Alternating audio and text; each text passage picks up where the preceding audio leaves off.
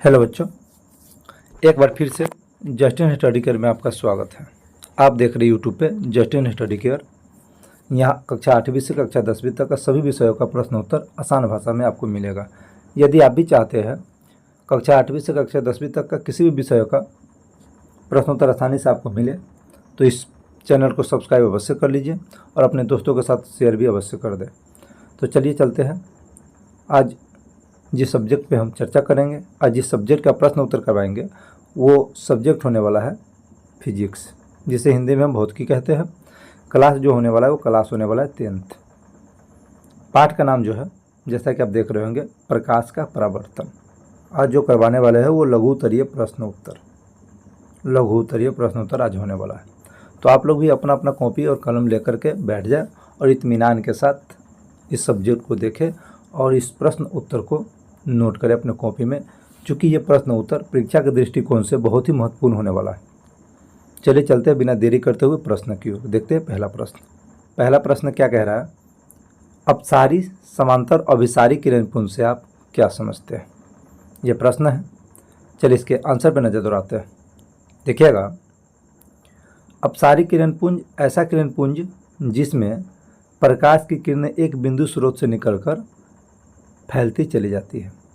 इस प्रकार हम कह सकते हैं कि अपसारी किरण पुंज एक ऐसा किरण पुंज है जिसमें प्रकाश की किरणें एक बिंदु स्रोत से निकलकर फैलती चली जाती है। चलिए देखते हैं समांतर किरण पुंज। समांतर किरण पुंज क्या है? देखिएगा, समांतर किरण पुंज क्या है? देखिएगा, ऐसा किरण पुंज जिसमें प्रकाश की किरणें एक दूसरे के समांतर होती है, जैसे सूर्य का प्रकाश। अब देखेंगे अभिसारी किरण पुंज। अभिसारी किरण पुंज क्या है? देखिएगा, यहाँ ऐसा किरण पुंज जिसमें प्रकाश की किरणें एक बिंदु पर आकर मिलती है या मिलती हुई प्रतीत होती है। ऐसे किरण पुंज में किरणों के बीच की दूरी घटती जाती है। तो यह था प्रश्न एक का आंसर। प्रश्न जो कह रहा था अपसारी समांतर और अभिसारी किरणपुंज से आप क्या समझते हैं, हमने बारी बारी आपको बताया, इसे नोट कर लेंगे। प्रश्न 2 देखेंगे, क्या कह रहा है प्रश्न 2। पारदर्शी, पारभासी तथा अपारदर्शी पदार्थों में अंतर स्पष्ट करना है। चलिए देखते हैं उत्तर। इसका आंसर होगा, पारदर्शी पदार्थ ऐसे पदार्थ जिनसे होकर प्रकाश आसानी से पार कर जाता है, पारदर्शी पदार्थ कहलाता है, जैसे हवा, पानी इत्यादि।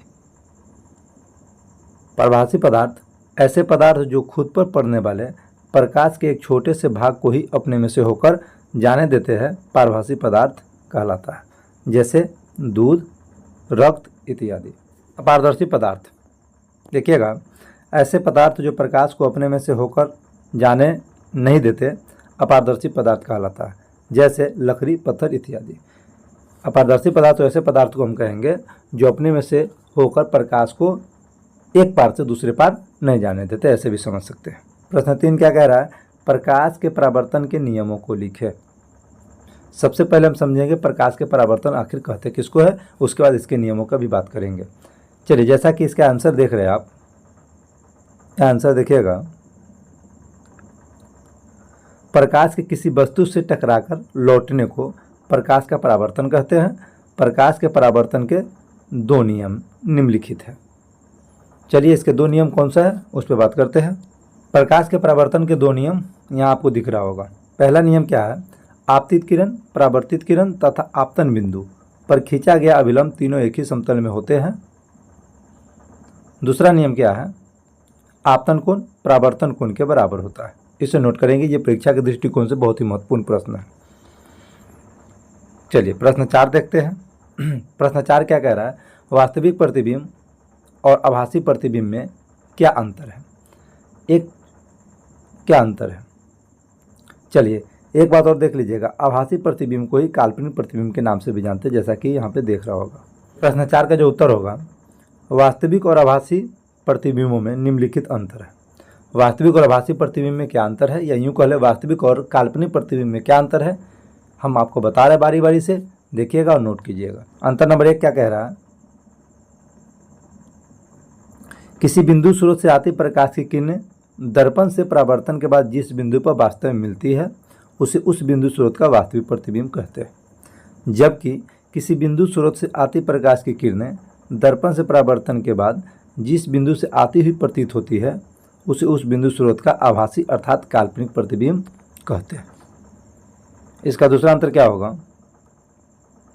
वास्तविक प्रतिबिंब को पर्दे पर प्राप्त किया जा सकता है, जबकि आभासी प्रतिबिंब को पर्दे पर प्राप्त नहीं किया जा सकता है। ये था इसका दूसरा अंतर। तीसरा अंतर देखिएगा, वास्तविक प्रतिबिंब वस्तु की अपेक्षा हमेशा उल्टा बनता है, जबकि आभासी प्रतिबिंब वस्तु की अपेक्षा हमेशा सीधा बनता है। ये था तीसरा अंतर। चौथा अंतर देखिएगा, वास्तविक प्रतिबिंब को ठोस रेखा से दिखाया जाता है, जबकि आभासी प्रतिबिंब को सादा बिंदुओं से या टूटी हुई रेखाओं से दिखाया जाता है। प्रश्न 5 क्या कह रहा है? देखिएगा, समतल दर्पण द्वारा बने प्रतिबिंबों के किन्हीं 3 विशेषताओं का उल्लेख करें। प्रश्न 5 का जो आंसर होगा, समतल दर्पण द्वारा बने प्रतिबिंबों के 3 विशेषताएं निम्नलिखित हैं। विशेषताएं नंबर 1 क्या है? प्रतिबिंब सादा दर्पण के पीछे बनता है। दूसरा विशेषता क्या है? प्रतिबिंब का आकार वस्तु के आकार के बराबर होता है। इसकी तीसरी विशेषता क्या है? प्रतिबिंब वस्तु की अपेक्षा हमेशा सीधा बनता है। यह था समतल दर्पण द्वारा बने प्रतिबिंबों के 3 विशेषताएं जिसे आपने देखा। प्रश्न 6 क्या कह रहा है? देखिएगा, प्रश्न क्या कह रहा है? अवतल दर्पण तथा उत्तल दर्पण में अंतर स्पष्ट करें, या यूं कह सकता है कि अवतल दर्पण तथा उत्तल दर्पण में अंतर क्या है, ये भी कह सकता है प्रश्न। चलिए इसका आंसर देखेंगे। अवतल दर्पण तथा उत्तल दर्पण में अंतर निम्नलिखित है। चलिए अब अंतर क्या है देखिएगा। पहला अंतर, गोलीय दर्पण के टुकड़े की बाहरी सतह को रजतित करने से अवतल दर्पण बनता है। गोलीय दर्पण के टुकड़े की बाहरी सतह को रजतित करने से अवतल दर्पण बनता है, जबकि गोलीय दर्पण के टुकड़े की भीतरी सतह को रजतित करने से उत्तल दर्पण बनता है। दूसरा अंतर क्या है? अवतल दर्पण से आभासी और वास्तविक दोनों प्रतिबिंब बनते हैं, जबकि उत्तल दर्पण से सिर्फ आभासी प्रतिबिंब बनते हैं। यह था दूसरा अंतर। चलिए अंतर नंबर 3 देखेंगे। तीसरा अंतर क्या है? अवतल दर्पण वस्तु का प्रतिबिंब बड़ा बना सकता है, जबकि उत्तल दर्पण वस्तु का प्रतिबिंब बड़ा नहीं बना जा सकता है। प्रश्न 7 का जो आंसर होगा, गोलीय दर्पण के ध्रुव से गोलीय दर्पण की वक्रता केंद्र की दूरी को वक्रता त्रिज्या कहते हैं। इसे सामान्यतः r से दर्शाया जाता है। यह था प्रश्न 7 का उत्तर। प्रश्न 8 देखिएगा। प्रश्न 8 क्या कह रहा है? उत्तल दर्पण का उपयोग वाहनों के साइड मिरर या पीछे देखने के आईने के रूप में क्यों किया जाता है? प्रश्न 8 का आंसर देखेंगे, क्योंकि उत्तल दर्पण का दृष्टि क्षेत्र विस्तृत होता है, जिससे वाहनों के पीछे के बहुत बड़े क्षेत्रों को देख पाता है।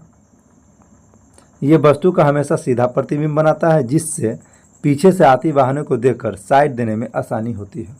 अतः हम कह सकते हैं इन्हीं कारणों से गाड़ी के साइड मिरर में उत्तल दर्पण का प्रयोग किया जाता है। फिजिक्स विषय का, हाँ तो बच्चों ये था 10वीं क्लास का फिजिक्स विषय का लघुतरीय प्रश्न उत्तर।